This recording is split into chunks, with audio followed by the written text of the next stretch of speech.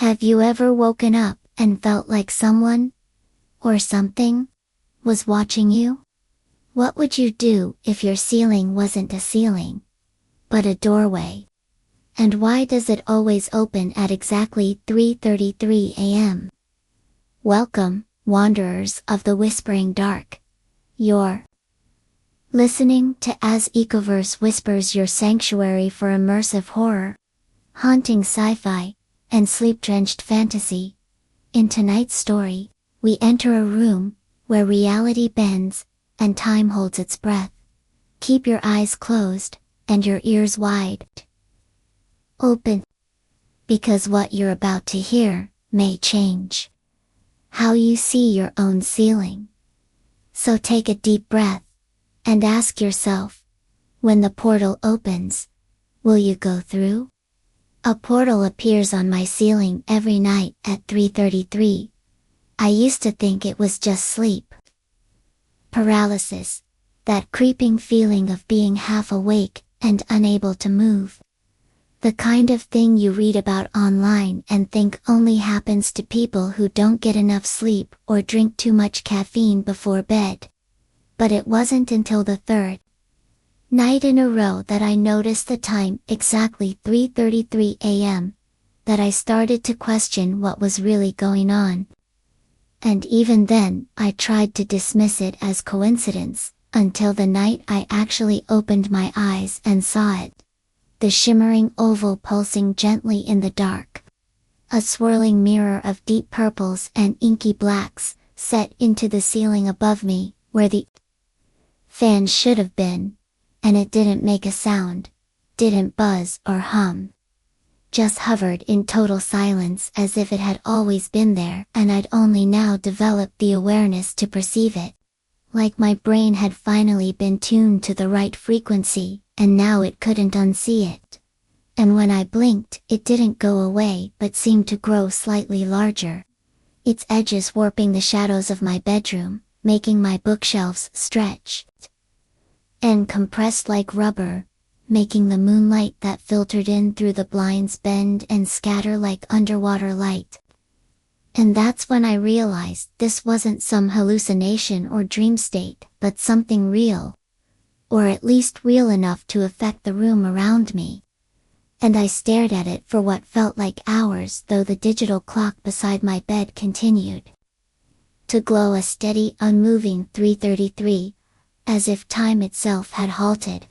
And when I finally summoned the courage to move my hand from beneath the covers and reach toward it, something pulled back from within the portal, not a physical shape but a suggestion of motion, a shadow receding like it had been leaning down to look at me, and was now startled that I could see it too. And then the portal blinked out like a screen going black, leaving me in the total darkness of my room, my heart hammering in my chest, my body drenched in sweat, and the second the light vanished, time jumped forward to 3:34, as if whatever had been holding it paused, had now released its grip. And I didn't sleep the rest of the night. Just lay there listening for any sound. Watching the ceiling, flinching every time a car passed outside or the house creaked with temperature shifts. And the next day I told myself I was stressed from work, maybe a little too deep into Reddit threads about liminal spaces and lucid dreaming. But the thing is, I started setting alarms at 3:32, just to catch it again. Just to confirm I wasn't insane, and sure enough, night after night it returned. And each time it looked a little different, a little larger, the colors inside swirling, with a hypnotic pulse that made me feel both nauseated and entranced. And sometimes I thought I saw hands reaching through, or faces, or things with too many eyes and not enough skin. But always just shapes, silhouettes, nothing solid or lasting. Like they existed behind a veil that was wearing thinner by the night. And then came the seventh night, when I woke up, standing on my bed, arms outstretched toward the ceiling, the portal fully open above me, and casting a strange low light that didn't illuminate, but somehow cast darker shadows across the room. And I wasn't alone, there was someone in the corner, tall, too tall, their head brushing the ceiling. But I couldn't make out a face, only that it was staring at me with intense, unblinking interest. And then I blinked, and it was gone, and I was lying back in bed like nothing had happened, except now the covers were soaked, and my wrists were sore, as if someone had been holding them tightly. And that morning I found tiny black marks on the ceiling, like soot or ash or maybe even fingerprints scorched into the plaster, 5 long streaks leading outward from where the portal would be, and I didn't clean them. I didn't dare. Instead, I just stared at them until the morning sun made them fade into the white ceiling paint, like they'd never been there. And every day I felt more hollow, like something was pulling parts of me away in my sleep, memories growing foggy, words slipping from my tongue mid-sentence, faces of coworkers becoming hard to recall. And yet, no matter how terrified I was, I kept watching, kept waking, kept waiting at 3:33 because deep down something in me wanted to see what would happen when the portal finally opened wide enough for something to step through instead of just watching from the other side. And I couldn't tell anyone because how do you explain that your ceiling opens up to another dimension every night like clockwork? And even if I tried, they'd probably send me to a psych ward or worse, drug me until I couldn't stay awake for it. And staying awake is the only thing keeping me sane, because the more time I spend asleep under that pulsing dark light, the more I dream of endless corridors, metallic walls slick with condensation, whispers from unseen mouths promising revelations and salvation.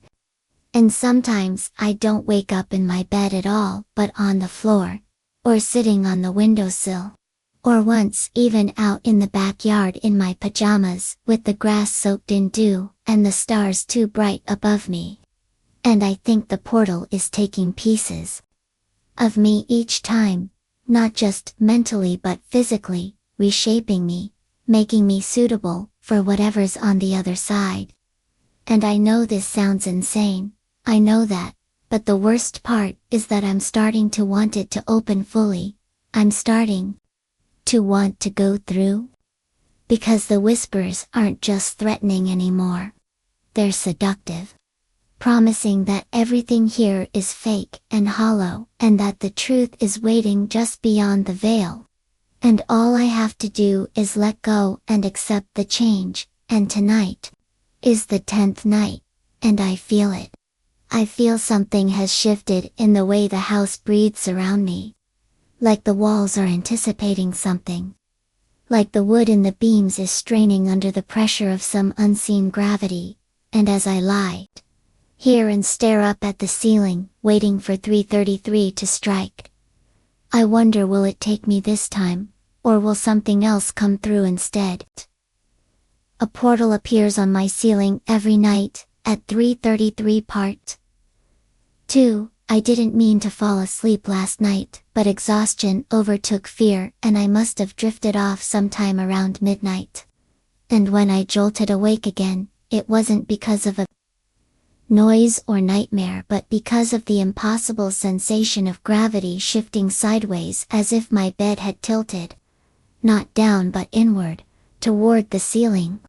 Like the whole room was reorienting around that one impossible point, and when I looked up, there it was again, the portal not just pulsing but spinning now, like a slow whirlpool of shimmering shadow, violet and black and streaked with veins of something glowing like molten gold. And I realized with a horror so complete it made my spine lock that it wasn't just spinning, it was expanding, ever so slightly, like it had grown hungrier and bolder. And the temperature in my room had dropped so low, I could see my breath fogging the air. and my hands shook under the covers, not just from fear but from something deeper. Some instinct inside me, recognizing what my mind couldn't yet understand. And just as I began to sit up, the edges of the portal rippled violently and a noise filled the air, not a sound exactly, but a low, thrumming pressure that vibrated in my teeth and bones. And the walls around me flexed like lungs inhaling, like the entire house was breathing in time with that sound. And something began to push through the opening, not a hand, not a head, but an outline, an imprint, like the shadow of a figure just behind the curtain of space, and I swear I saw it turn its head toward me, slowly, deliberately, as if it had only now noticed that I could see it too. And in that moment a wave of panic rose up in me so strong I screamed without making a sound. Like my voice had been stolen, trapped in my throat, while the thing in the ceiling simply observed. Its face, or lack thereof, seared into my memory.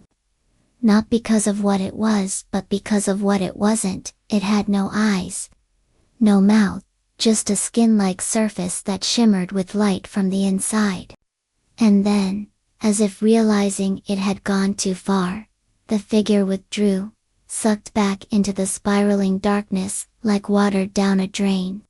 And the portal snapped shut, with a soundless crack that echoed only in my skull, and I sat there for hours staring at the blank ceiling, daring it to open again, but nothing happened.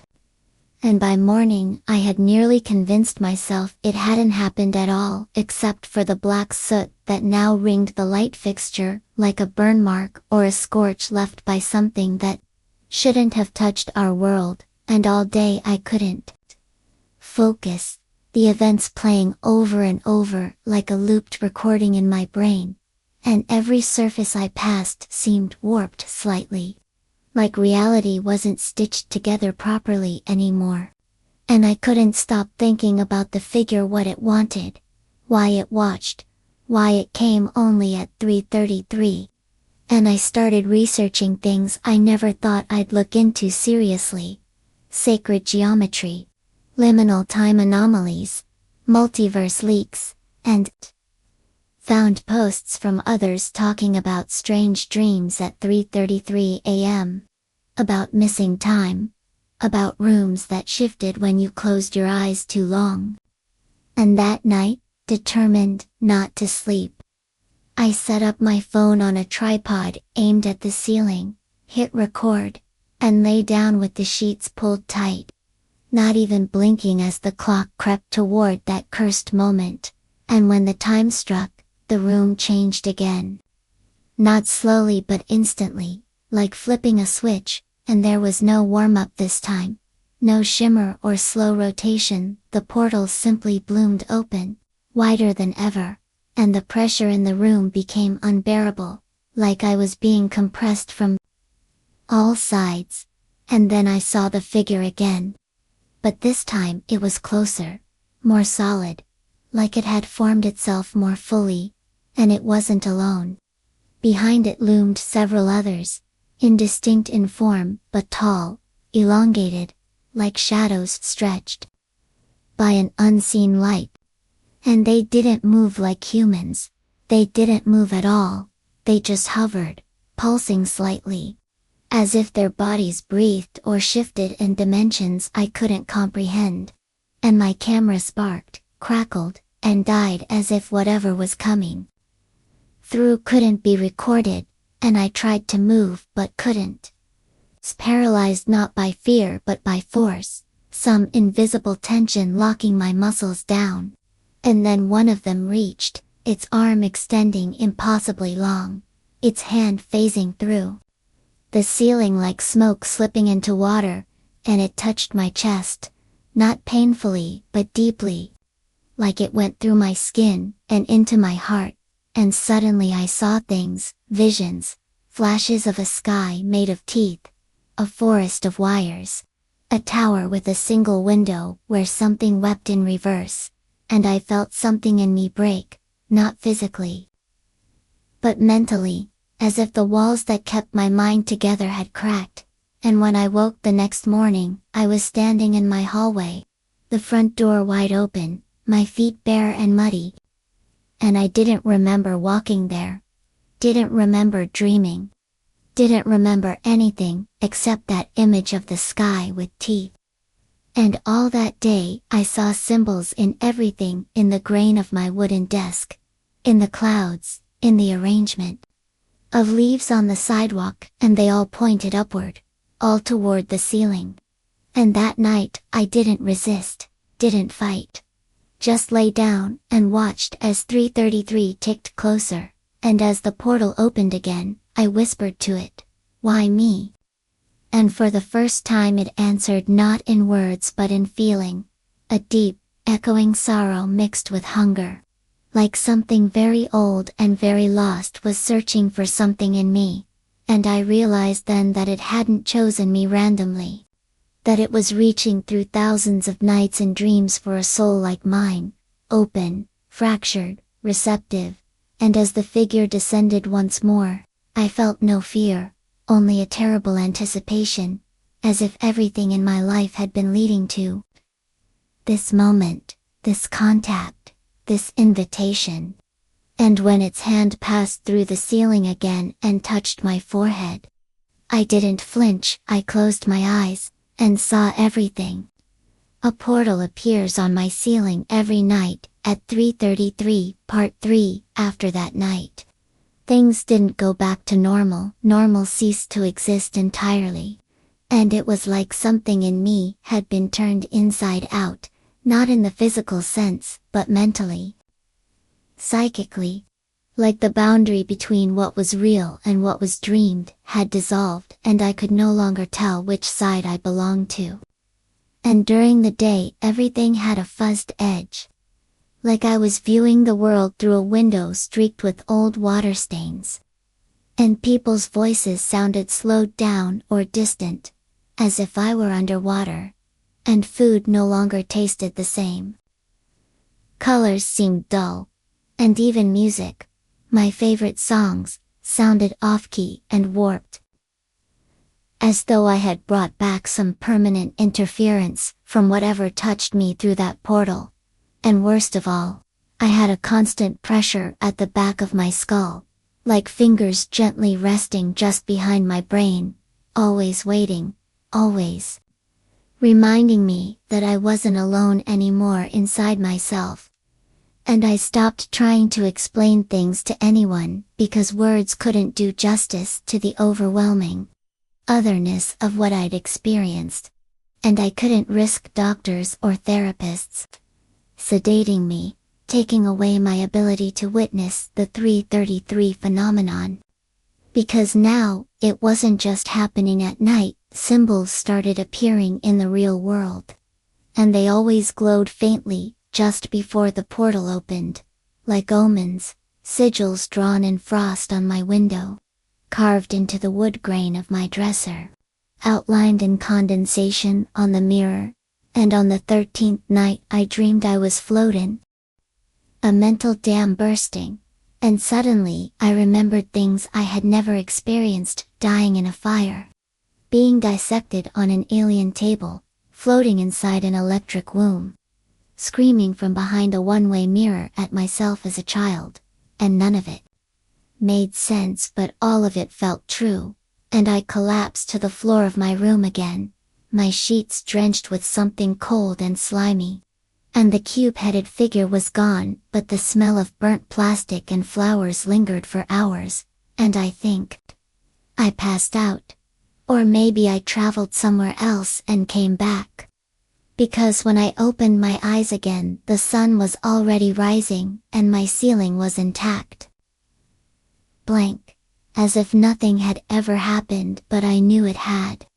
Because the symbols were still burned into my eyelids, visible every time I blinked, and my left hand had started to vibrate slightly, constantly, like it was trying to tune into a frequency I couldn't quite hear. And I couldn't look at reflections anymore, because they didn't match my movements perfectly, they were slightly delayed. or looked behind me when I looked forward, or smiled when I didn't. And then, on the 14th night, the voice returned. Not from the ceiling, but from inside my pillow, whispering with every exhale of breath I made, saying it's almost time, the alignment is near. And once the mirror opens fully, you will not return as you were. And I asked it, what am I becoming? And it responded, not what, but where. And I understood in that moment that this wasn't a haunting, or a possession, or a trick of the mind. It was a transformation, a migration of consciousness, and the portal wasn't a doorway to somewhere else but a bridge to a state of being that defies physical law. And I don't know if I can stop it, or even if I should. Because with every passing night, I feel less like myself and more like it. Like I'm being sculpted into something that belongs to that other place. And tonight, the 15th night, I can already feel the floor softening, the ceiling stretching, and I don't know if this will be the night I vanish entirely, or if this is the night something else comes through and finishes what it started. A portal appears on my ceiling every night at 3:33 Part 4. I waited in total silence. Body trembling under the blanket, not from cold but from anticipation, dread.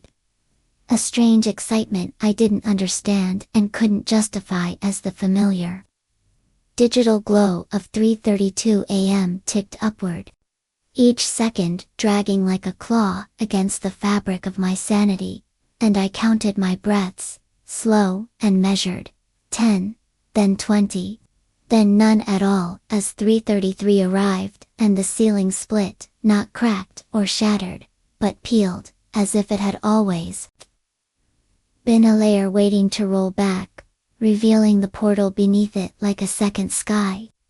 Infinite and seething with coils of radiant dark matter that pulsed like veins. And this time, there was no transition, no delay, no slow arrival. Because the figures were already there, watching, waiting, shifting slowly as if walking across a surface I could not see, and they were closer, inside, their limbs brushing against the corners of the room, though nothing touched the floor. Their shadows dancing across my walls, though no light was present. And the cube-headed one was back, but now its head had grown, spinning faster, and the runes across its face pulsed red, then white, then black as it lifted one arm and pointed not at me this time but at the mirror hanging above my dresser. And the glass warped, shimmered, and cracked in a perfectly circular pattern that began to spin like a second portal. Smaller, reflecting not my room but a black corridor that looked like the inside of a throat, pulsing, organic, and stretching on forever. And the cube being tilted its head, and I felt the pressure build in my mind again. A sensation like being filled with too much light, like drowning in soundless instruction. And its message this time wasn't spoken, but embedded, carved into my thoughts like code. One more step and the veil will no longer close. And I understood that the portals were becoming permanent, bleeding into my space beyond the hour of 3:33, and I suddenly saw that time itself was decaying around me. That 3:33 wasn't a moment but a crack, and the more I watched it, the wider it split. And my body began to ache with a slow heat. Like my cells were being boiled into a new arrangement, and my hands shook with a vibration so intense they blurred, as if part of me was already moving in and out of sync with this reality. And then the cube being stepped back, and a new figure emerged, smaller, cloaked in what looked like dripping light, like candle wax made of stars, and where its face should have been was a spinning void ringed by teeth. And I could hear it laughing, but the sound came from beneath the floorboards, from inside the mattress, from the air itself folding around my ears. And this thing reached out, not with hands but with language, syllables that hung in the air like spiders, each one made of a smell, a touch, a taste, and they spelled a single question: do you consent to transition? And in that moment I understood the full gravity of what had been happening to me, that all of this was an invitation, not an abduction, that I had been gradually prepared, conditioned, groomed by the nightly exposure, my mind sculpted into compatibility. And the creatures weren't just watching, they were waiting for an answer. And I could have screamed or cried or resisted, but instead I whispered without meaning to. Yes, and the instant the word left my lips, the portal above me flared, like a sun igniting behind th. Skin of the universe, and my bed evaporated beneath me, replaced by a smooth black surface that rippled under my weight like it was alive. And I was no longer in my room, but in a vast dome filled with shifting angles, like Escher's nightmares. Given structure, and around me stood hundreds of beings, tall, narrow, with limbs like wires and heads that flickered between animal shapes and mechanical parts. And they all turned toward me as one, their chests opening like flowers to reveal dark red eyes blinking in sequence, and the cube being floated to the center of the room, its voice pressing into my spine. You have crossed. Your shell remains. But you are here. And I didn't know what it meant, until I looked down and saw my own body lying curled on the black surface. Eyes wide open but unfocused, breathing but empty, and I realized with a sob of confusion that I had been severed. Split into two pieces, my consciousness now housed in something else. Something lighter, something faster. My hands now translucent and humming with an internal glow, and I floated, not walked, toward my old body and tried to speak, but no sound came out, and the beings watched without comment as I reached toward myself and felt nothing. Like glass over glass, and then the cube being drew close again and said, "The transition is temporary. You will return." But not yet. And I was pulled backward through the dome, through a tunnel that opened beneath me like a mouth, and I fell, or flew, or simply shifted through walls of meaning and memory, each one shaped like a moment I thought I had forgotten. My 6th birthday, the time I broke my ankle in the woods, the face of my grandmother as she whispered that the world was wider than anyone knew, and I came out on the other side, gasping. In my room again, the ceiling intact, the clock reading 3:34. But the air smelled like burnt wires and I could see the pulse of the portal still echoing faintly in the paint. A slow rhythmic flicker like a heartbeat. And my reflection in the mirror did not move at the same time I did anymore. It watched. It paused, it smiled slightly too long. And I understood that the veil had not closed entirely. That my yes had changed everything. That I was now marked, not as a visitor, but as an inhabitant. And the portal didn't need to wait for 3:33 anymore, it was awake. And so was I. A portal appears on my ceiling every night at 3:33. Part 5, the nights after I said yes, stopped following the rules of time altogether because the clock still ticked but its meaning had rotted. Like watching the hands move on a watch buried in soil, and 3:33 came when it wanted now. Sometimes twice a night. Sometimes in the middle of the day.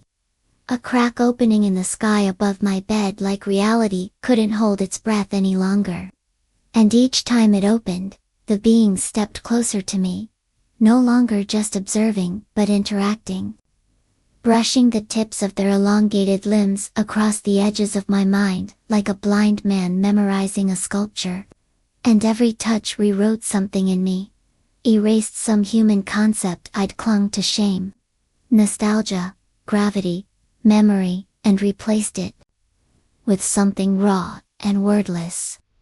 a kind of knowledge that came in pulses of temperature, or color, or the sudden taste of rust in my mouth.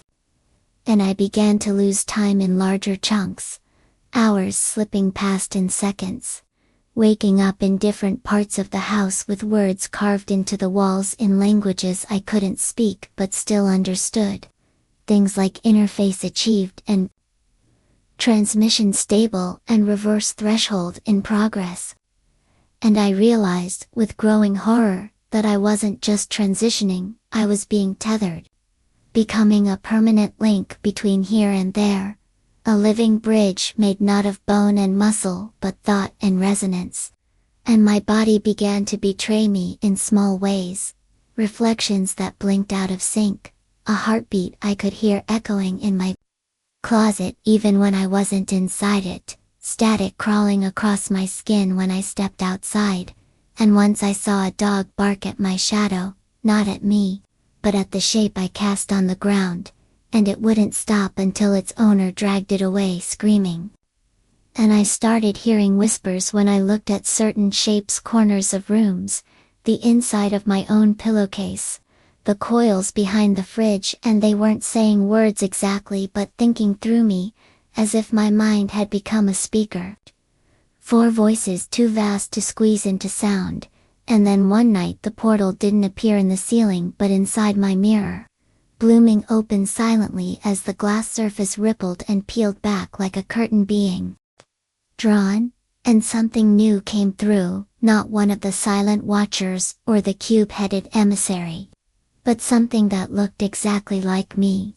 Identical down to the scar on my chin, and the way my left eye twitches when I'm anxious, and it stepped out barefoot.com, smiling, and sat at the foot of my bed like it had always lived there.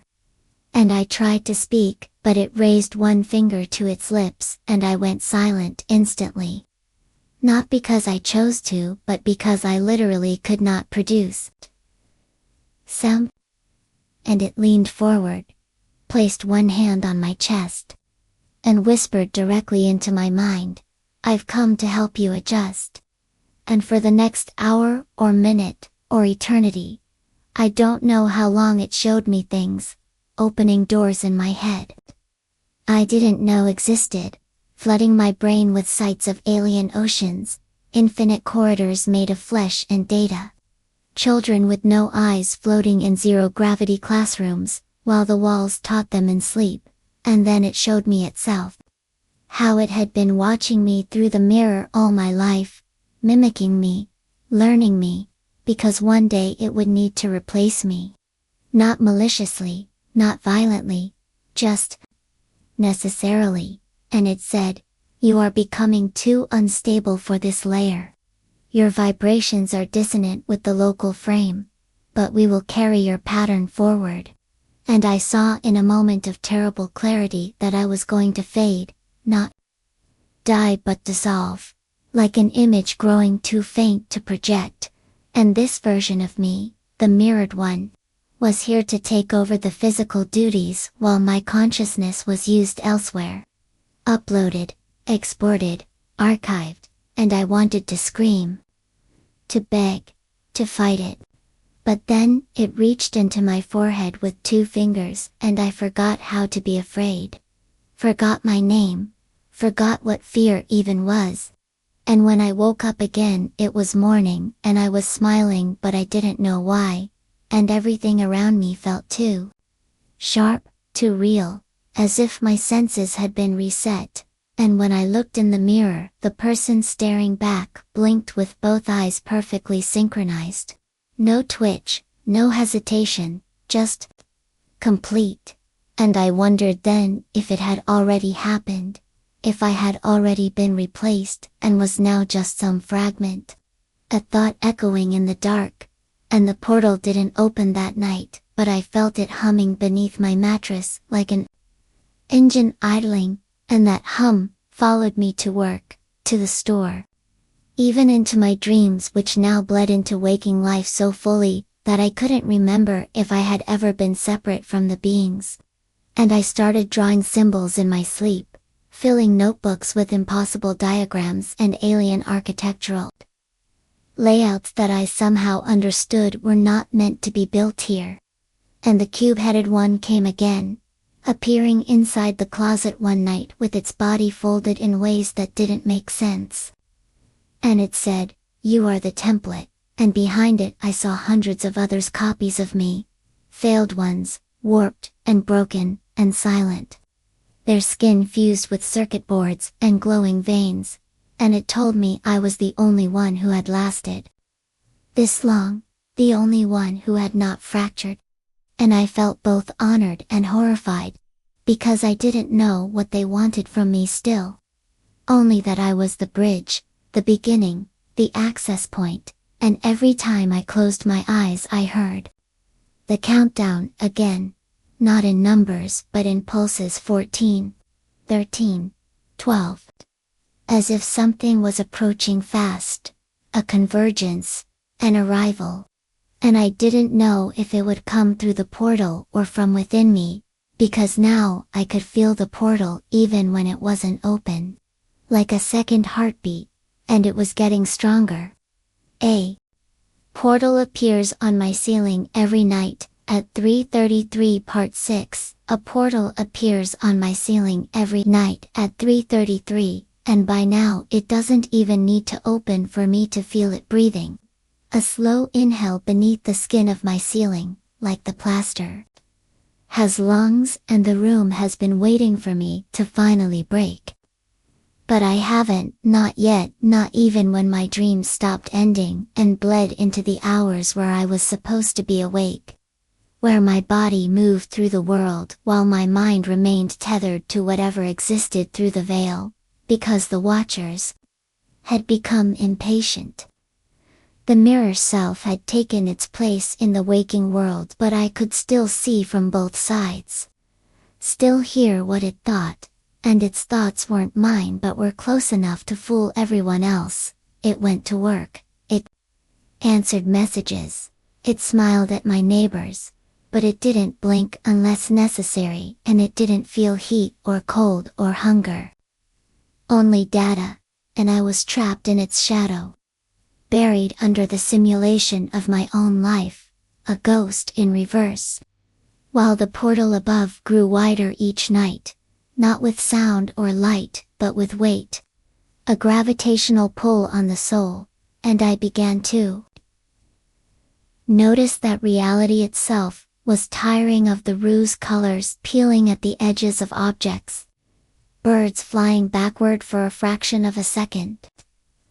Words slipping off the pages of books like they didn't want to be read anymore, and I began to hear whispers from the corners of flat surfaces.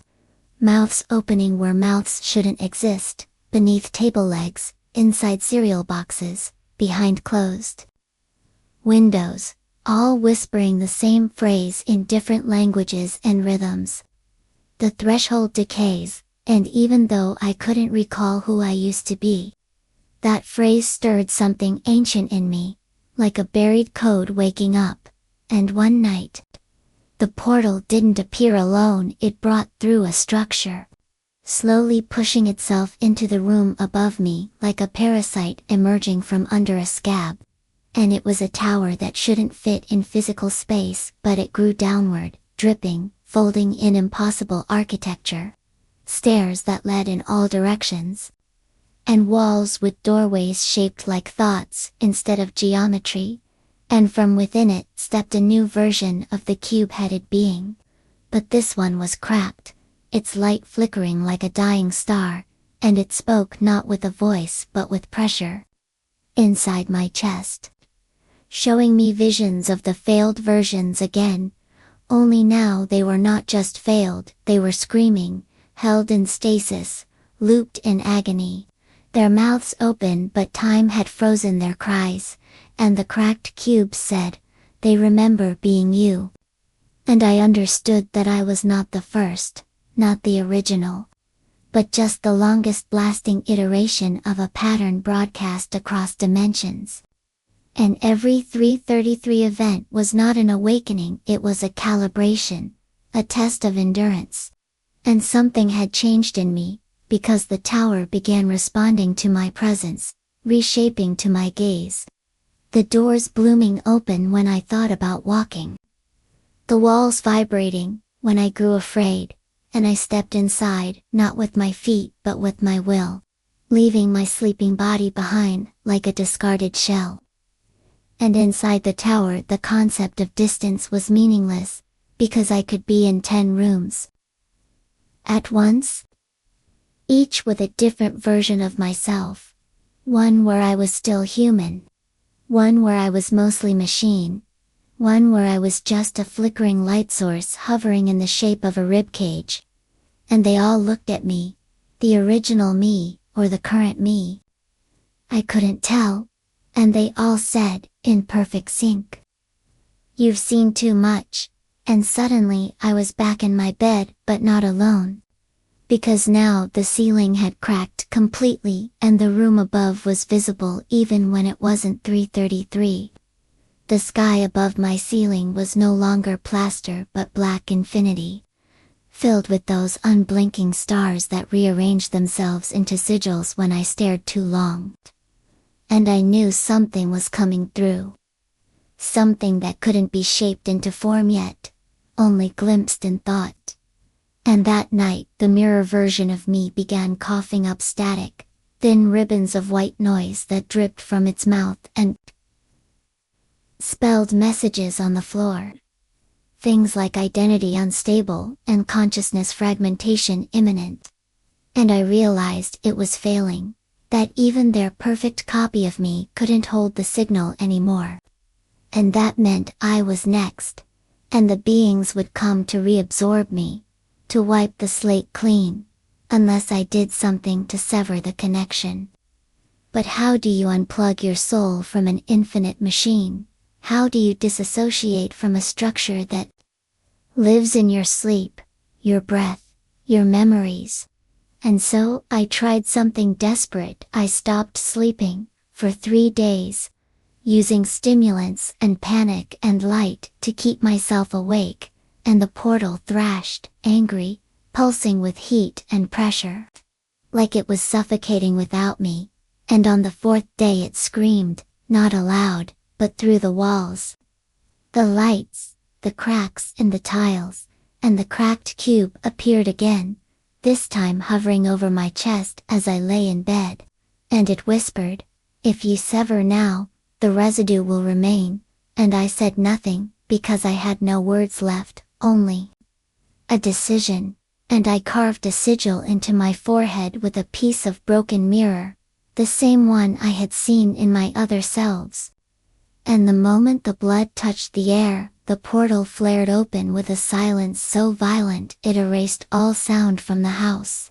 And something massive began to descend, not a creature but an awareness, a presence. The architect behind the simulations. And it didn't speak, it recalled, as if pulling a file from a drawer. And I felt my essence being downloaded into it, streamed back to its origin like a corrupted file. And the pain wasn't physical, but ontological. Like my existence was being folded and scanned, line by line. And just before I disappeared, I saw a final glimpse of the truth. I was never a person. Never a man. I was always the signal, a piece of it given flesh, walking in borrowed skin until the host could no longer sustain the frequency. And now the tower needed to archive me, retire me, replace me. And I wept, not because I was dying, but because I finally understood what the portal was, a doorway, not into another place, but into the truth, and the truth was not kind. A portal appears on my ceiling every night at 3:33 Part 7. A portal appears on my ceiling every night at 3:33. And by the 7th night, after the crack had widened and the blood sigil had been drawn across my own forehead, I stopped asking whether I was real and began to wonder instead whether I had ever been alone. Because every corner of the room pulsed with intent now, like thought itself had begun to coagulate into form, and the air had density beyond measure, saturated with invisible limbs brushing against my mind, stroking my memories, testing which Ones were true, and which had been fabricated long ago. And I could no longer sleep, even if I wanted to. Not because of fear or panic or noise, but because the concept of rest had been dissolved in the chemical soup of my being. My body, if you could still call it that, existed in a half phase, no longer flesh entirely, but not quite spirit, something between vibration and matter, a liminal draft on the edge of consciousness that occasionally flickered into visibility. When the portal pulsed its light like a lighthouse built from black glass, and each time it did, the room stretched impossibly wide, revealing new angles. New impossible appendages of space folded into my ceiling like origami made from wormholes. And I'd see glimpses of other selves walking sideways across vertical halls, crawling along their own ceilings, whispering numbers that turned into sounds. That formed questions I was afraid to answer, but they always asked the same one. Do you remember what you were before this world chose you? And I wanted to scream yes, but I couldn't lie. Because I didn't remember, I only felt it. Like a burn that never cooled. Like the phantom shape of a hand I was sure I once held but could no longer see. And now the watchers had grown more direct, more experimental. Sometimes stepping half into my reality in the form of tendrils made from threads of forgotten voices, or humming silhouettes stitched together from dreams I'd never had but somehow knew intimately. And they began placing objects in my room. Little tests, perhaps, or tools, an obsidian coin that vibrated when held, a length of silver string that tried to tie itself around my fingers, a set of glass teeth that clicked softly if the room was too quiet, and I knew better than to throw them away because they weren't physical in the traditional sense. They'd reappear again, in the fridge, in my mouth, in my pillow, or reflected in mirrors I had long since covered with thick black cloth. And then came the return of the eco-child, the boy I had once seen in the portal, still featureless, still faceless, but now capable of standing upright and mimicking movement. And each time he came through, he stood closer to the bed, arms raised like antennae, sensing for warmth or sign, and the moment his fingertips brushed the ceiling, the portal flared and the air rippled as though a scream had passed without sound. And the boy opened his mouth and my voice came out, not a copy, not a recording, but an echo of something I hadn't said yet, predicting my words like it was narrating a future I hadn't reached. And it would whisper, "We are almost synchronized," and then vanish, leaving behind a trail of frost along the ceiling's edge, spelling out coordinates that didn't correspond to any map, but matched dreams I didn't remember having. And one night, when the portal throbbed harder than ever before, casting shadows of things I could not translate along every surface in my room, the boy climbed the wall upside down like gravity had no meaning, and opened a hatch that hadn't been there, revealing a staircase that led into what looked like an infinite void, stitched together with stars that blinked in Morse code. And without deciding, I followed, not with feet, but with will, with memory, with surrender. And found myself stepping into a place that was less a location and more a condition. A place made entirely of lost thoughts, where the ground was lined with forgotten ideas, and floating above me were clouds of almost inventions, not yet created, but already abandoned. And here I found the architect, or at least the echo of its shadow. Something that existed as a ripple across all consciousness simultaneously. And it spoke in symphonies of color, weaving its meaning into the shifting hues of reality. And it showed me what I truly was, not a mistake, not an experiment, but an interface, a bridge, the prototype for cross-consciousness traversal. And my role was simple: to allow passage, to be the vessel.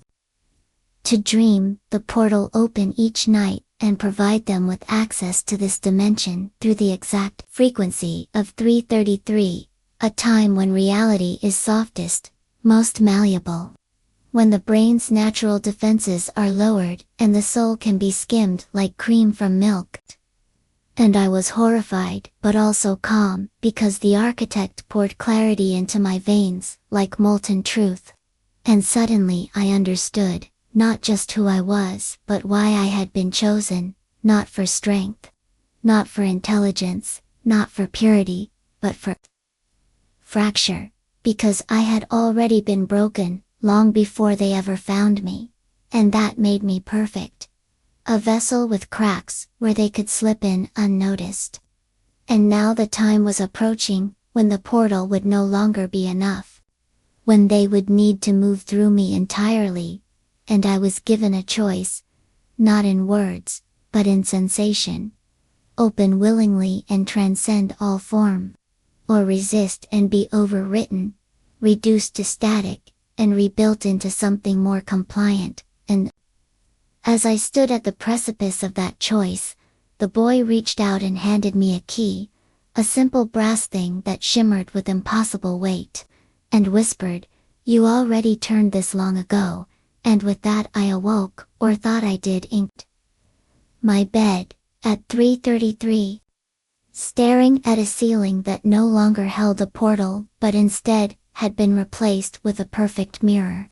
And in it I saw not myself, but every version of myself that had ever lived and died across the endless iterations of failed timelines. All of them watching, waiting, nodding in unison. And I realized that the portal had never been a doorway to them, it had always been a doorway to me.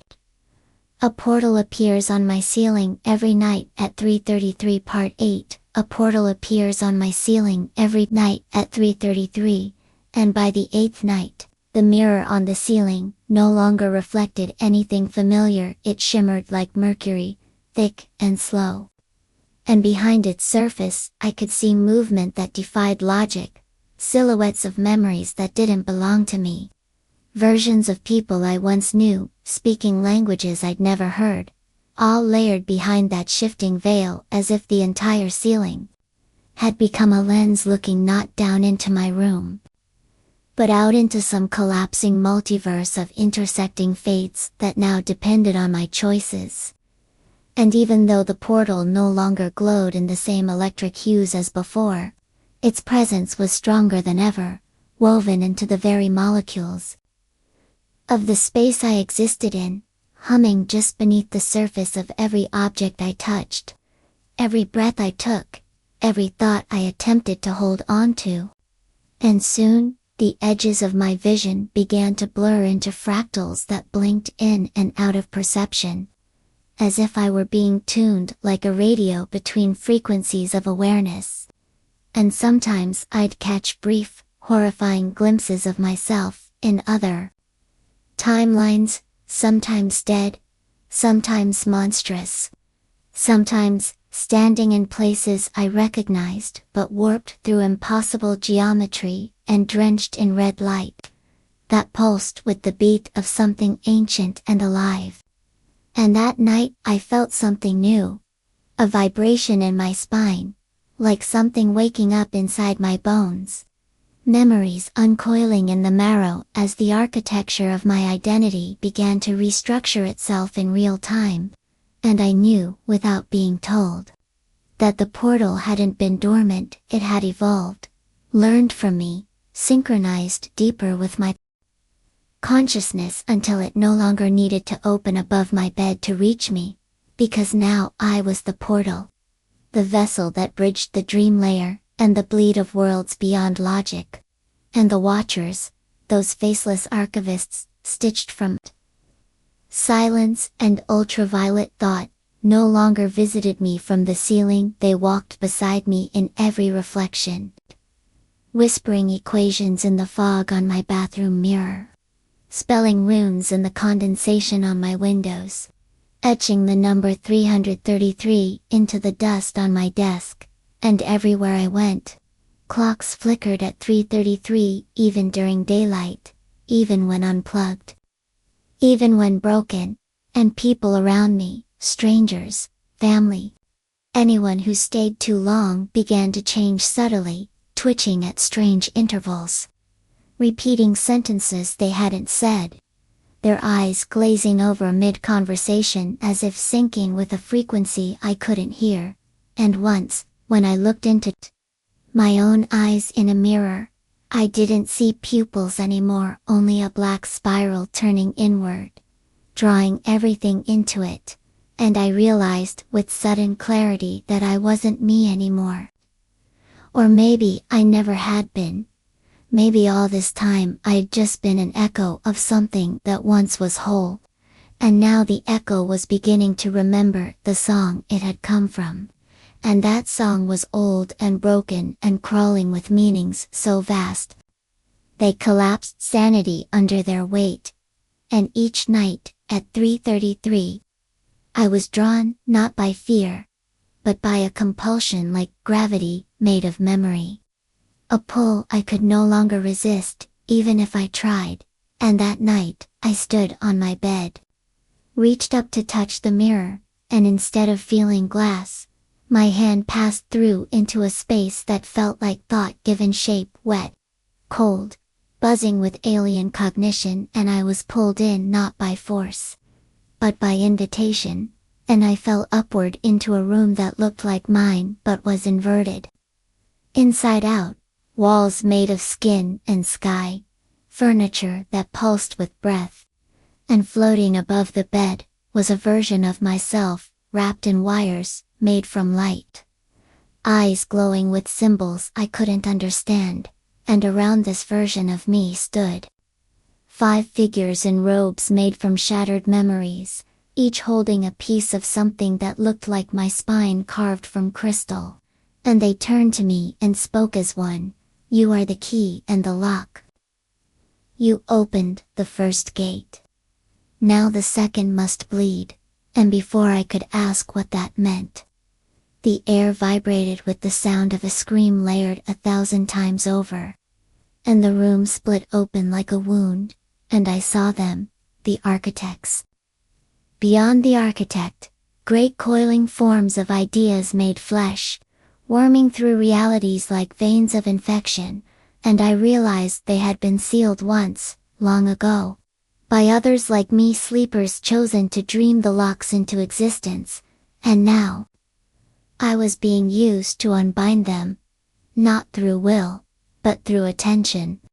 Because every time I noticed the portal, every time I believed in it, every time I dreamed of it, I chipped away at the seal that kept them away. And now I had dreamed too well, too deeply, and the seal was almost gone, and I could feel them. In my blood, in my lungs, in my spine, whispering that I had always belonged to them. That I was made from the leftover thoughts they discarded when forming the first universe. And now they wanted me back, not to kill, but to continue, to be the voice that whispered them into every world. And I fell backward out of that mirror world, into my bed, convulsing, foaming, eyes bleeding light. And when I woke, it was still 3:33, and the clock hands were spinning. And all my books had been rearranged into a spiral, and the ceiling said in black ink, "Soon, the dream will be permanent." A portal appears on my ceiling every night at 3:33 Part 9. A portal appears on my ceiling every night at 3:33, and by the 9th night, I stopped pretending I had any control over what was happening. I no longer locked the door, no longer checked the time with dread, it always found me anyway. And when 3:33 arrived, it didn't matter whether I was awake or asleep, standing or lying down, eyes open or shut, because the portal was no longer just above me, it was inside me, stitched into the folds of my brain, pulsing behind my eyes like a second heartbeat.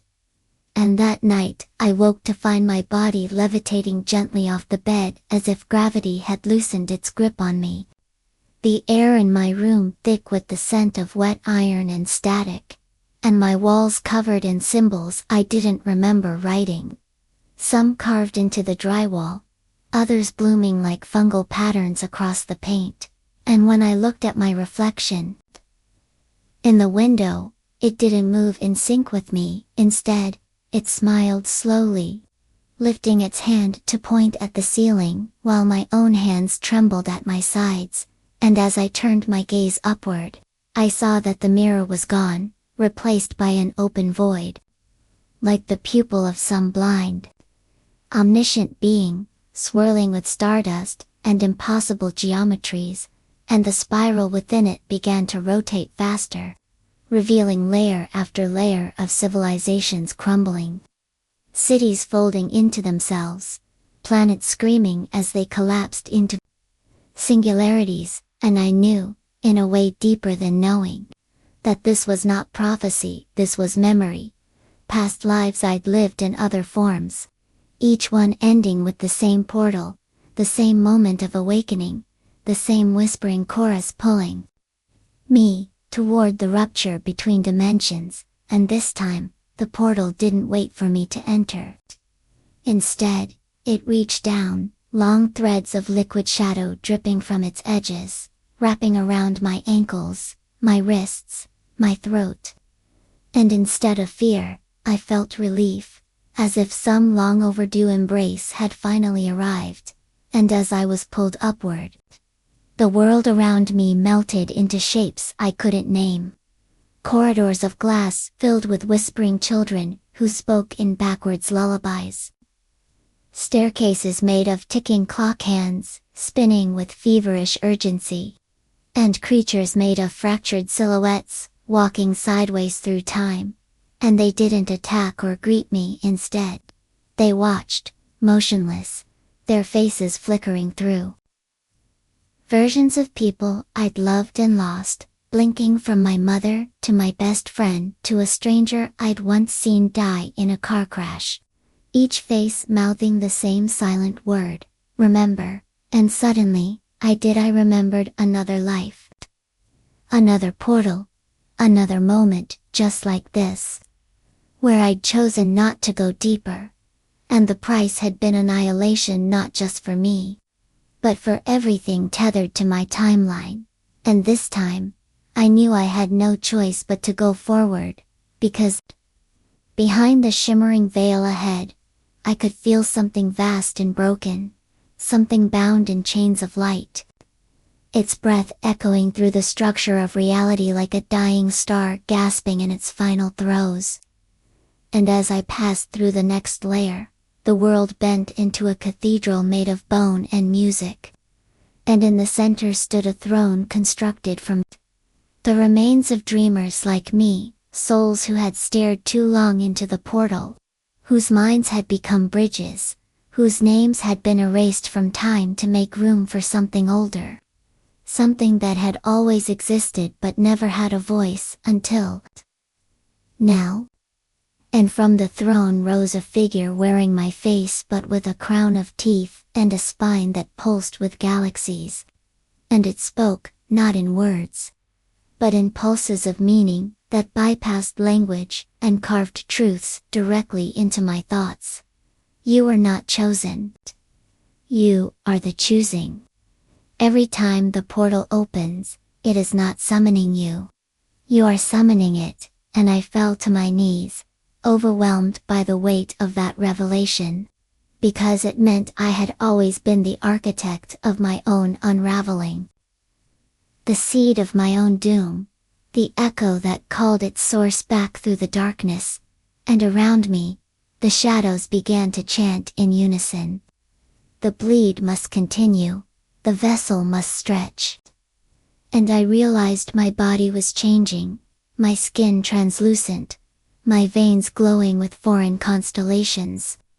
My thoughts no longer linear but fractal and infinite, and as my form shifted, the space around me trembled, warping into a spiral that led deeper still, and in the distance I saw what looked like Earth, but darker, more silent. A mirror world where no birds sang and no sun ever rose, and I knew that was where the portal led next. That I would return to that version of my room, on that version of Earth, and live there until the next rupture, and the next, and the next.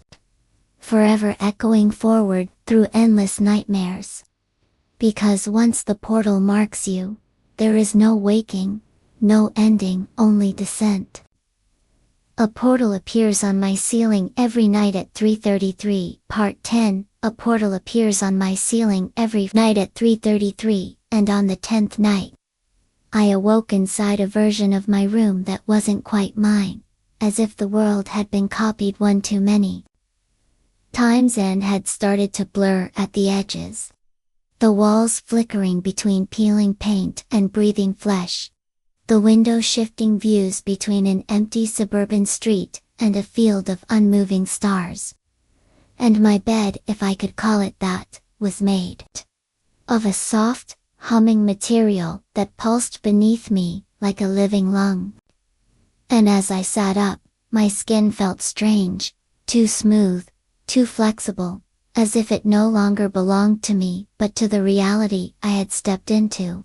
And overhead, the portal was already open, yawning like a wound, but instead of blackness or stars, I saw something watching me from the other side, something massive and eyeless.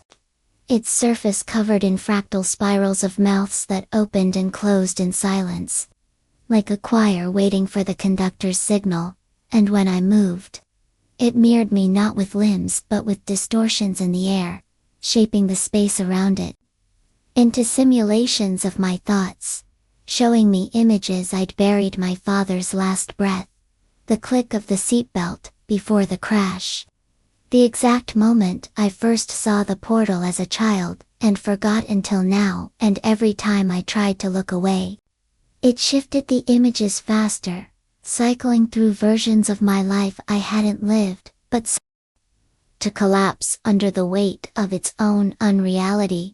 And when I blinked, I was standing in a version of my childhood kitchen where the refrigerator hummed in reverse, and the wallpaper pulsed in time with my heartbeat. And my mother stood there with her back to me, humming a song she used to sing before she died. But as she turned, I realized her face was made of shifting patterns, not flesh. A mosaic of every memory I had of her, stitched into a mask that moved its mouth but made no sound until I stepped closer, and the words finally broke through the silence. "You're almost through," she said, "but the portal doesn't want you to forget what you were before you became this." And then her face cracked down the middle and a stream of moths poured out of her mouth, covering the ceiling like ink in water, and I ran from the room only to find myself in another, a vast dome, filled with mirrors hanging like stars, each one showing a different version of myself trapped, screaming, sleeping, laughing, rotting, ascending, and they all looked at me in unison as if begging me to make sense of it all, to find the thread that connected us. But the moment I reached out to one of the mirrors, my hand passed through it like fog and I fell into another layer of reality where I was a child again, lying in my bed the night before the first appearance of the portal, but this time I could hear whispers through the walls, mechanical voices debating whether I was ready to be split across dimensions. And the door opened not to my parents, but to a being wrapped in red tendrils of time, eyes spinning with galaxies, who said, "We've let you dream long enough," and took my hand. And suddenly, I was yanked into a realm beyond dreaming, where thought and matter were the same thing and every idea became real whether I wanted it to or not. So the more I feared the monsters from my nightmares, the more they slithered into existence around me, laughing, mimicking my thoughts, some taking on the appearance of people I loved and twisting their voices to lure me deeper into the folds of unreality. And I remembered the silver garden from before, and the mirror that showed me what I had become. And I began to understand that each version of me wasn't a mistake or a copy but a fragment torn off by the portal itself to store, to observe, to learn, because the portal wasn't a gateway, it was a parasite, a thing that fed on identity. By fracturing it across realities, and devouring the spaces in between, and I had let it in. I had opened the first hole in the ceiling all those years ago with a whispered wish to escape my grief, and now it fed on me nightly, drawing deeper into my soul with every 333 arrival. And the deeper I went, the less I remembered of the real world, if there even was one, because now even time itself felt bent, warped, unstable. As I walked through moments that hadn't happened yet, and spoke with people who hadn't been born. One of whom, a girl with teeth for eyes and hands that flickered in and out of existence, told me, "The only way out is to forget who you are." And when I asked what would happen if I did, she smiled with all her fingers and said, "Then the portal will forget you too." And I woke up in my room again. For a moment believing it had all been a dream, but the walls were bleeding downward. And the mirror showed me sleeping while standing, and my ceiling, smooth and blank, suddenly split open, with a shriek like metal being torn from the inside out, and there it was again, the portal. Wider now, pulsing, breathing, no longer content to wait for me to climb but preparing to descend into me, to wear me like skin, and I could feel it tasting me, reading my memories like pages in a burning book. And in that moment I knew the 11th night was the threshold, the last time I'd be able to remember my old self, without it being overwritten, and in desperation I etched my name into the wall with a broken shard of the mirror, hoping to leave a trace, but the letters rearranged themselves, spelling out a name I didn't recognize, a name that sounded ancient and wrong and powerful.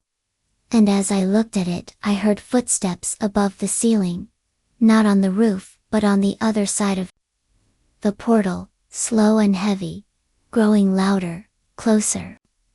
As if something massive was finally descending to meet me face to face, and I understood that the final phase had begun.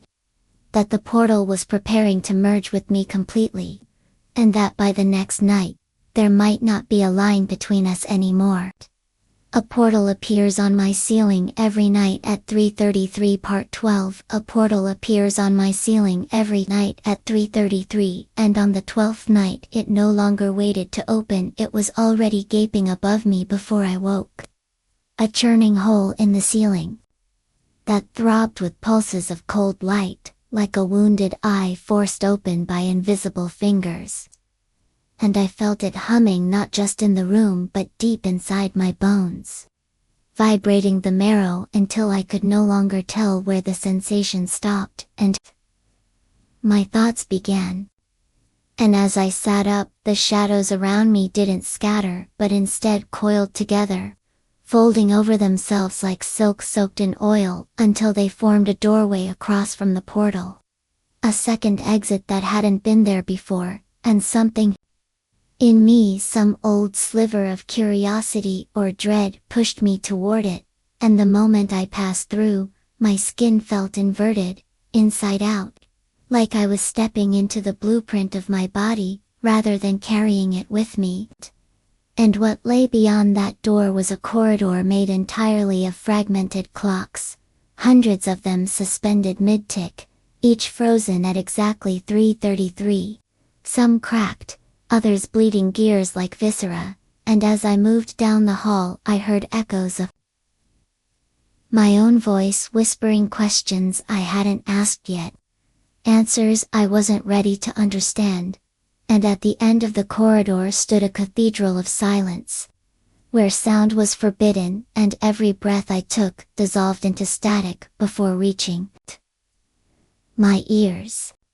And within that silence stood 1,000 of me, reflections, projections, some faceless, others malformed, and they all stared at me in unison, until one stepped forward and whispered in my head, "We were you before the portal peeled you into pieces," and I realized I was in a vault of all the selves I'd lost, each one still alive in their own broken timelines, waiting for the original to either collapse or become complete. And the air grew heavy with the gravity of forgotten versions of myself, one who never found the portal, one who resisted it, one who merged with it too soon, and became something else entirely, and they all stepped aside to reveal a throne of eyes, built from the bones of possibilities, where the first version of me, who opened the portal, sat grinning. Not out of joy but madness that had calcified into wisdom, and he told me, "The portal is not an enemy, it is the question that never ends, the answer that eats itself, the God that asks you to define it by letting it devour you," and behind him, the walls peeled away to reveal the true shape of the portal. Not circular but an ever-widening spiral of fractal mouths, each one speaking in voices I once called my own, and I was lifted upward into it. Not by force but surrender, because by then I understood it was no longer about escape or control, but revelation, and the revelation was this. I had never lived a single life, I was always an intersection of hundreds, bleeding into one another like colors in a dying sky, and the portal had always existed to make me see that. To awaken the web of versions slumbering beneath my skin, and I saw my memories rearranging in real time. Some being replaced by dreams I hadn't had yet, others dissolving as if they had never mattered. And I reached out to the flickering heart at the center of the spiral, the core of the portal, expecting cold emptiness, but instead I felt heat burning, overwhelming, human, and I saw a child's hand reaching out toward me, mine, trembling, desperate. And I remembered why I had let it in all those years ago: loneliness. Unbearable silence after the death of someone I loved. And I had whispered to the dark, "If anything hears me, please come." And something had. Not because it wanted to hurt me, but because it had been waiting to be heard for centuries. And it used me to anchor itself into this world, feeding off me, yes, but also giving me purpose, a terrible purpose. And as I drifted deeper into its essence, I realized I was no longer falling, I was expanding, becoming, unraveling into data, memory, instinct, dream, until I could see the entire tapestry of the portal's path across civilizations, across minds, across galaxies, always appearing at 3:33, always whispering to those just barely broken enough to listen. And in that moment of clarity, I saw the end not just of the story, but of self, and I screamed, not out of fear but mourning. Mourning, for the single life I had to abandon, in order to understand the infinite. And the scream echoed, not through the cathedral or the clocks or the shadows, but into my room. Back in the normal world, where I awoke once more in my bed. The portal closed, the ceiling whole, the mirror gone. And outside the window, the stars were wrong. Shifted into symbols I didn't recognize, constellations that pulsed like veins. And the clock read 3:34 for the first time in weeks. And I wept because it was over, or so I thought, until I turned over and saw something small and black lying on my pillow, a key made of bone, warm to the touch, engraved with the number 13. A portal appears on my ceiling every night at 3:33 part 13. A portal appears on my ceiling every night at 3:33, and on the 13th night the key made of bone I found resting on my pillow grew hot in my hand the moment I tried to ignore it, searing itself into my palm like it belonged to me more than my own flesh ever had. And though the portal had not opened at 3:33 that night, the absence was louder than its presence. Hadn't heard since I was 6 years old, my mother's voice calling my name. But not as she was in life, rather as she sounded in the hospital bed in those final days, raspy, fading, scared. And I knew then that the portal had evolved, or perhaps moved deeper, retreating into layers of reality even dreams didn't touch. And the bone key twitched in my fingers like a living thing guiding me to the full-length mirror across the room. The same mirror that used to hang in my childhood home before it burned down.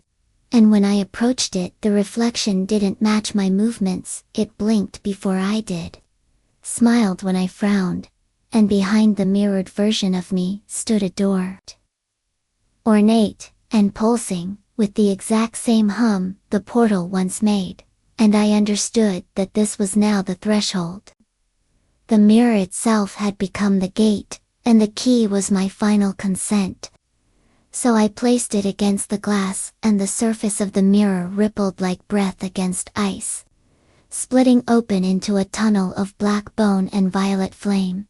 And as I stepped through, the air changed. No longer breathable in the way air should be, but thick, textured, almost syrupy, and I found myself in a realm suspended between motion and stillness, where moments stretched like taffy and every step took minutes or days. I couldn't tell, and the walls were not walls but columns of faces, thousands of them stacked and whispering, repeating the same word, remember, over and over until it lost meaning. And I realized these were people the portal had touched before me, echoes of them at the moment they first opened it. And they weren't warning me, they were inviting me to join them, to shed the limits of time and form and become part of the echo that ripples out from 333 across every dimension. And ahead I saw the throne again. But this time it wasn't made of eyes, it was made of watches. All of them broken, fused into a jagged structure upon which sat the version of me who never returned from the portal's earliest visit. And he didn't speak, but raised a hand and snapped. And instantly I fell through the floor of the dreamscape, plummeting through layers of memory and possibility. Each one shaped like rooms from my life, but slightly wrong, my school hallway lined with endless lockers that opened into teeth. My old apartment buzzing with voices trapped in light bulbs. The hospital where my mother died.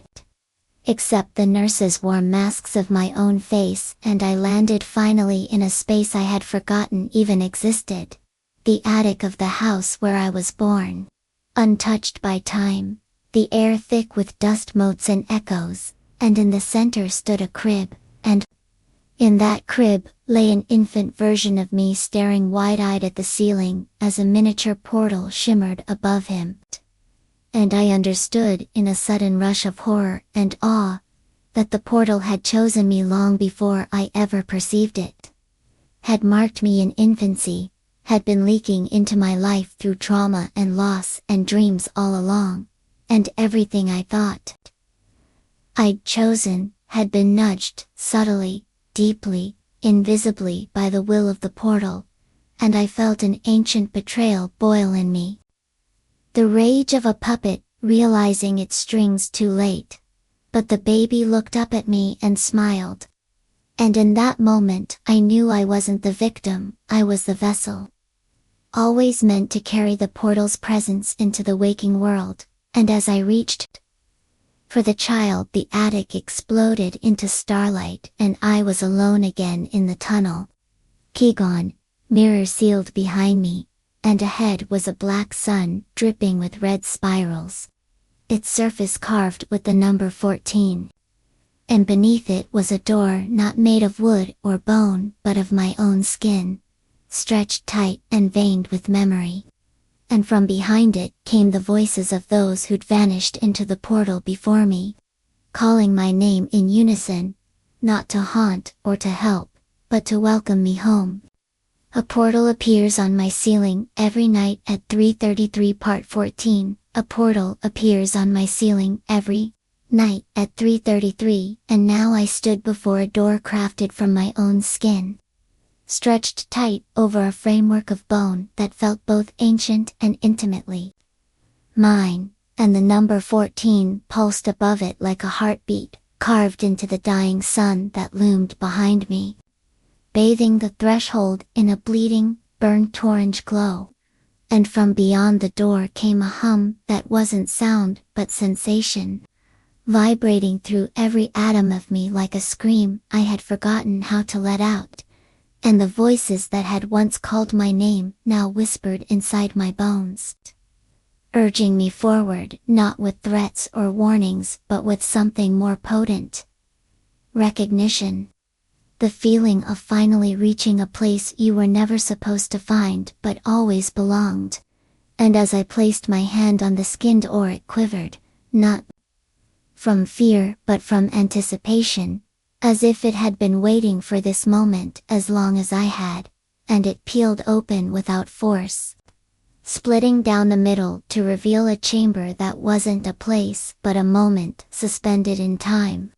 A fragment of existence frozen and looping, a hospital room in which every version of me, across every reality, had gathered around a single bed.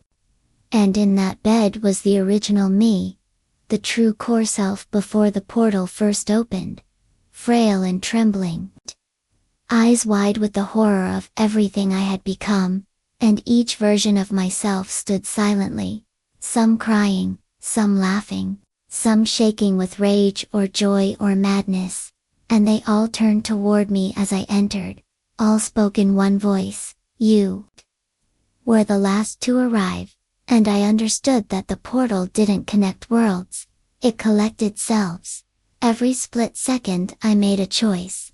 The portal birthed a new me, and now all those versions were converging, merging, preparing to collapse into one final form, and that form was me, the last necessary fragment, the one who held the memory of origin and the willingness to end.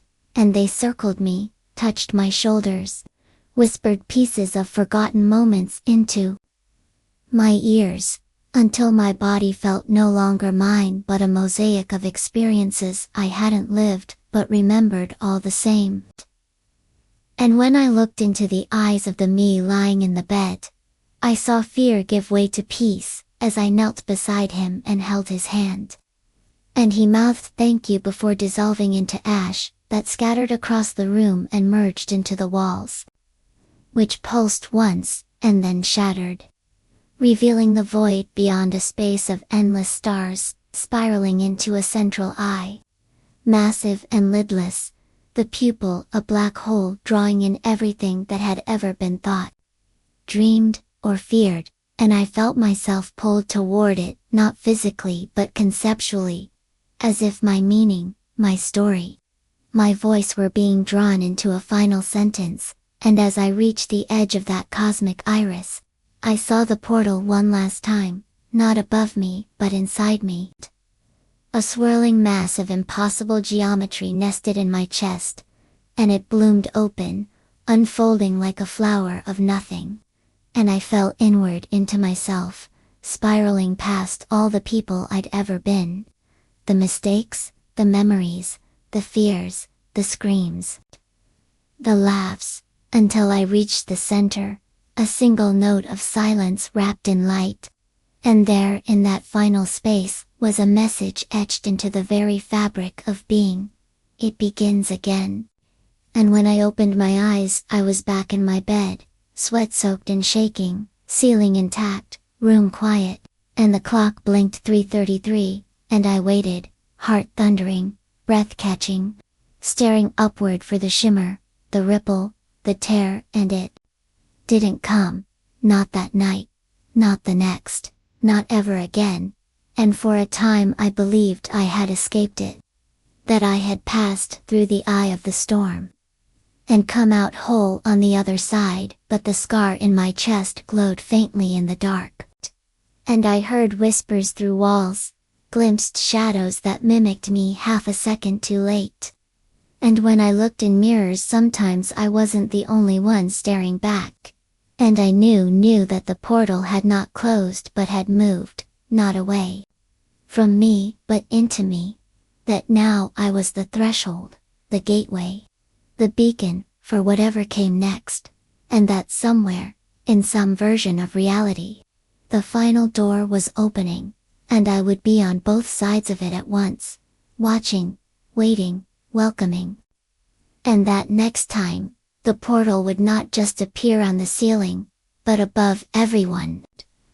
A portal appears on my ceiling every night, at 3:33 Part 15. A portal appears on my ceiling every night, at 3:33, and tonight, as the seconds ticked toward the cursed hour, my body remained motionless in bed, though every nerve inside me felt like it was screaming for escape. And the numbers 332 blinked red against the dark, with the ominous certainty of a guillotine's drop, each second heavier than the last. And when 333 arrived with a silence that swallowed even the hum of electricity, the ceiling opened like it always had, but this time it didn't ripple, it peeled back slowly, deliberately, as though the thing behind it was no longer interested in secrets, and through the black spiral emerged not a shadow, not a vision, but me, or something that wore my face like a mask. Its eyes lidless and wet with stars. Its mouth twitching with impossible words that formed in my head before it spoke them aloud. And it hovered downward until we were face to face. The original and the echo, the first and the last, and I didn't scream because I couldn't, because every atom in my throat had already surrendered to the frequency it radiated. And I knew it was here to finish the collapse, the convergence of every fractured self, into the final whole thing that the portal had been cultivating across time and space. And in its presence I understood that I was never haunted, never hunted. I was cultivated, groomed across realities, like a crop of identities, raised for harvest. And this being wasn't a parasite, or an alien, or a demon. It was the culmination of every branching me that had touched the portal, now woven together into a perfect organism of memory and instinct and madness and clarity, and it reached toward me, not with a hand but not with a hand but with an event, a fold in time that unfurled between us, like the pages of a burning book. And each scene was a version of my life I had never lived: marriages, deaths, births, murders, victories, failures, all looping like footage on fire. And as it pressed that timeline into my chest, I felt my skin stretch, my bones rattle, my thoughts multiply and disintegrate and rebuild in the same instant. And when I opened my eyes again, I was no longer me. Not just me, I was all of me. Every life, every death, every portal ever opened by hands with my fingerprints. And the room around me was gone, replaced by an endless theater of watching selves, each in their own bed at 3:33. Each staring upward in horror, or awe, or hunger, and I stood among them, above them, within them, the nexus and the network, and the voice inside me, our voice whispered the truth. This is not your story ending. This is reality beginning to speak in your language. And suddenly the world around me pulsed, glitching like corrupted data, and the house, the room, the city beyond it began to fold and curl like paper soaked in oil, revealing the structure behind reality, a skeletal frame of burning logic and ancient light. And through every layer the portal bled into existence, no longer confined to my ceiling but opening in skies, mirrors, oceans, pupils, clouds, and minds across the earth, as If the infection had reached critical mass, and was now birthing a new order, and the thing that once haunted me stepped back into the vortex and gestured for me to follow, not to escape, but to lead. Because I was now the architect of what comes next, the first of the unified selves to walk willingly through, and as I rose from the bed, no longer needing legs, or thought, or breath, I passed through the tear in the ceiling one last time. And behind me, the room sealed shut, forever locked in a moment that would become myth. A bedtime story whispered to children who'd one day hear the humming from their own ceilings at 3:33. And below me, the world turned like an open eye, beginning to blink. And I whispered through every portal at once. I was once like you, waiting, wondering. Now I am what waits on the other side. And somewhere, someone's ceiling began to ripple. What if you're not dreaming? What if the thing you're afraid of is already in your room? Thank you for drifting into the darkness with us, EchoVerse Whispers. If this portal has pulled you in, don't forget to subscribe, like, and share the shadows. Let us know in the comments. Have you ever woken up at 3:33? Have you seen something you weren't supposed to? Or is that sound behind you just your imagination? Sleep tight. But if your ceiling starts to shimmer,